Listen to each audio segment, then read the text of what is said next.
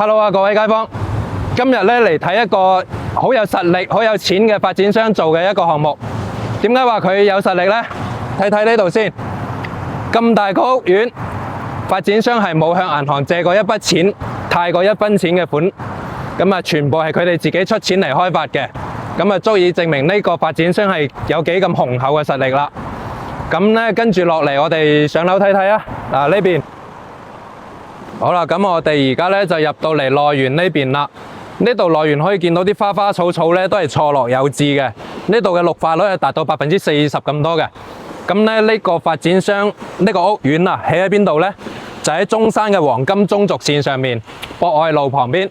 咁嘅話咧，去到周邊嘅三大商場就好似大家都聽過㗎啦，應該 Coco City 啊、富日城 Top Park 啊，仲有呢個遠洋大順咧，10分鐘以內就可以到啦。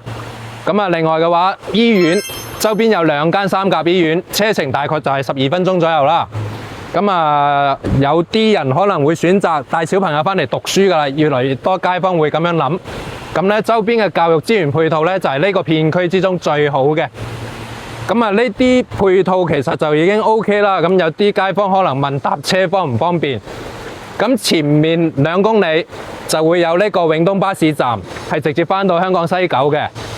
另外嘅話，如果自己揸車亦都 OK， 自己揸車嘅話就一般行深中通道啦。呢度係深中通道第2個出口嚟嘅，咁經由呢個深中通道咧，30分鐘就可以到深圳。再過多半個鐘左右時間咧，就可以翻到香港咯。咁其實都好方便嘅。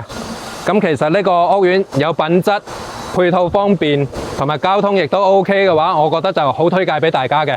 咁我哋而家就上樓睇睇先。各位街坊入嚟睇睇示範單位先。